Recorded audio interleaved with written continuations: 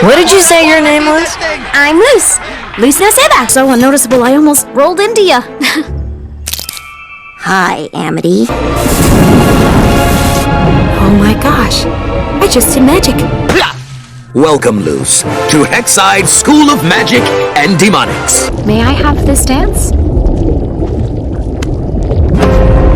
Is not so boorish. You'll understand soon. TikTok human. The out.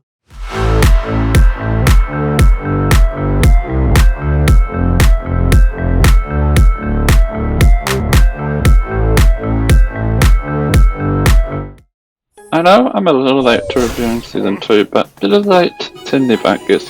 Today I'll be reviewing Season 2 of The Iron House.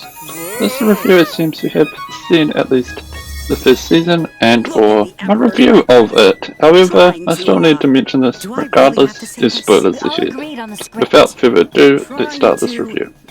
What can I say that I didn't already mention in Season 1 review? Not much, honestly. I feel like they managed to maintain the quality we got from the previous season, and I meant that positively. They managed to keep coming with visibly equal quality to the previous setting and didn't appear to receive a quick buck due to popularity. Like Season 1 before it, Season 2 has moments where it shows off the animation quite well, and I stand by my comparisons and comments I said in my prior review. And Season 2 still seems like it will last the test of time, unlike a 3D animation would.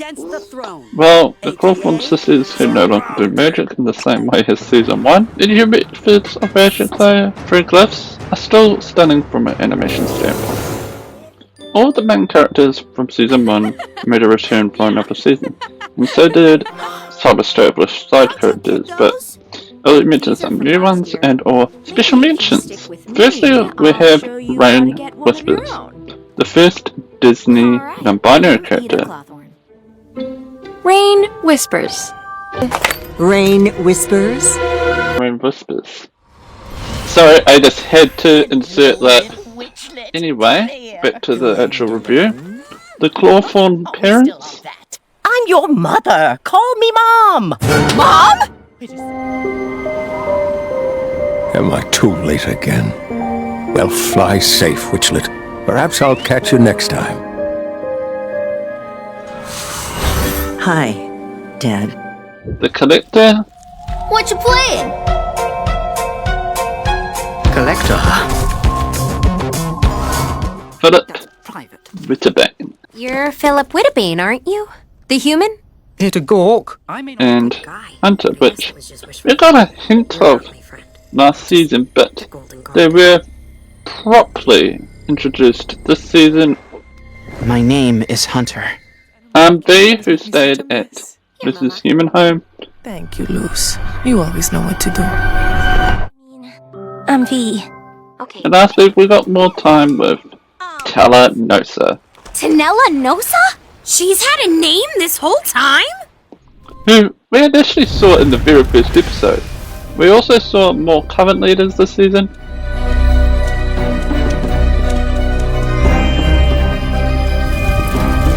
One even being the previously mentioned Rain Whispers. All the characters, regardless of season of origin, seem to be quite good.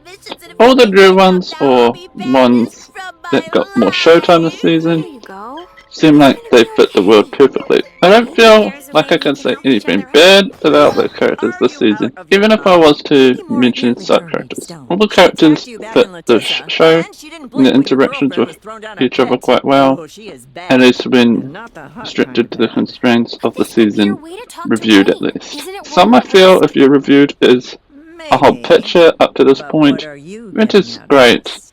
It's just their Season 2 representation alone.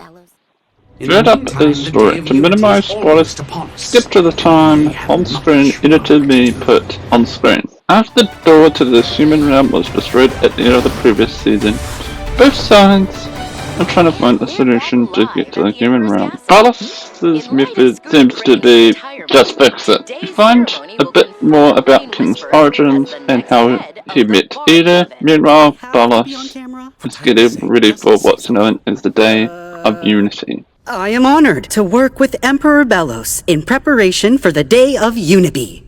I mean Unily. Oh no, this is going all wrong. Get me out of here! Just cut the feed. On Lucy's first portal attempt, it does some form of limbo, then eventually manages to get the human realm, but sort of as a reflection on services. During this, she discovers V, who had been taking Lucy's place in the human realm. Towards the end of this, Lucy tries to update her mum on things, but thinks it's a story Lucy's making up until she sees V's original form. Oh, wow! That is a very, convincing costume?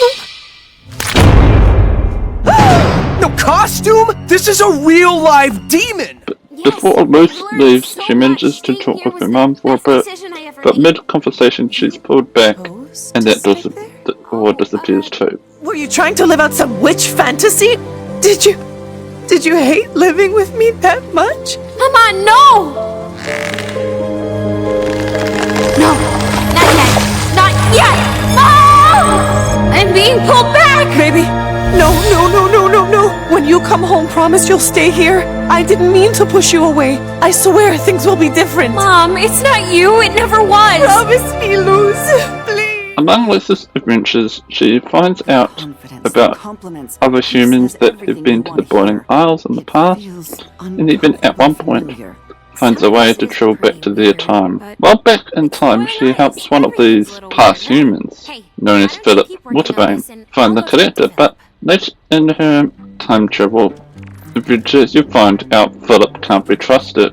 I single-handedly defeated the beast behind the door. Tragically, I could not save my companions.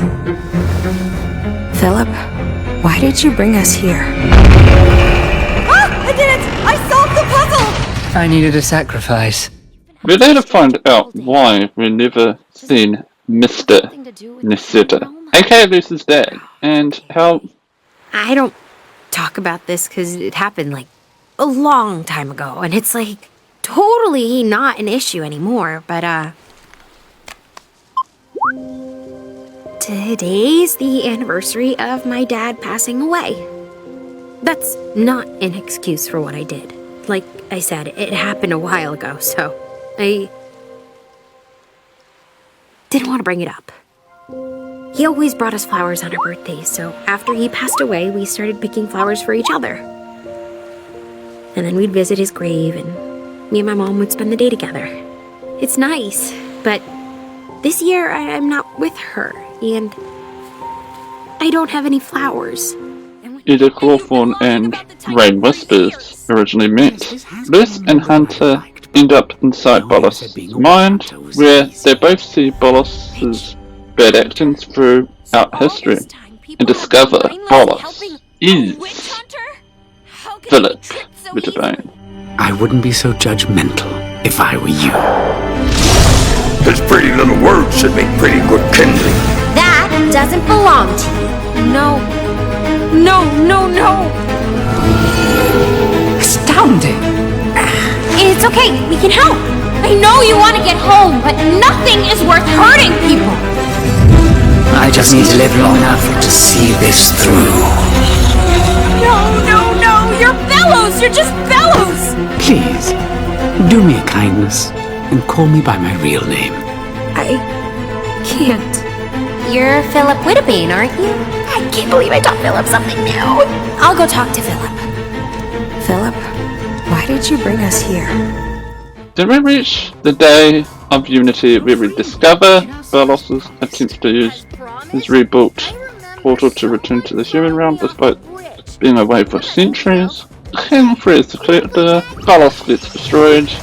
I'm it.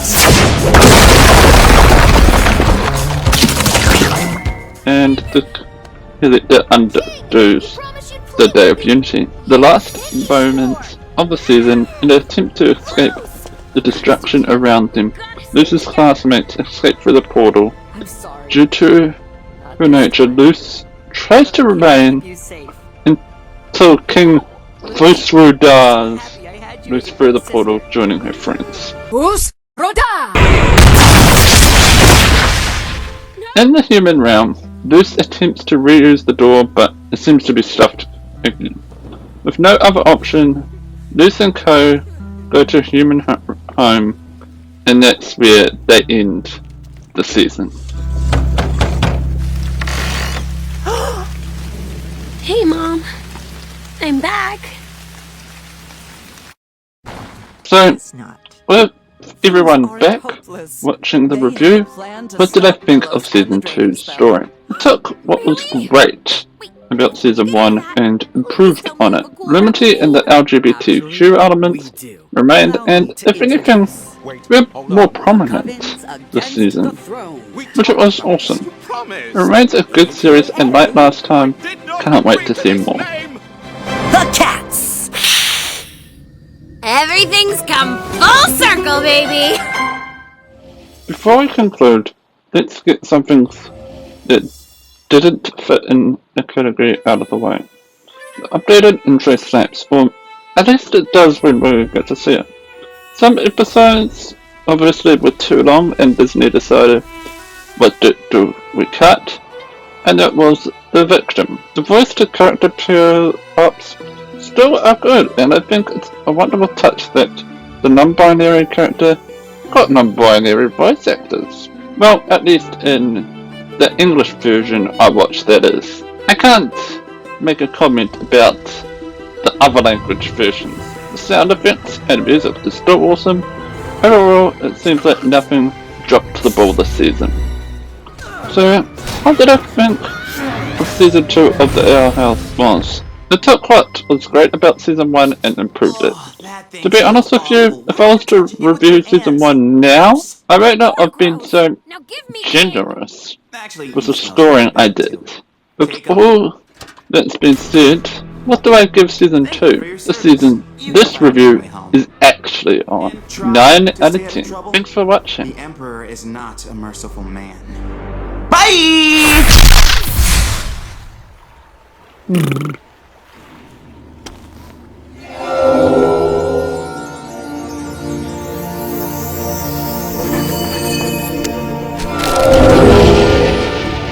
My first glyph. Did I do good? Yeah, you did great.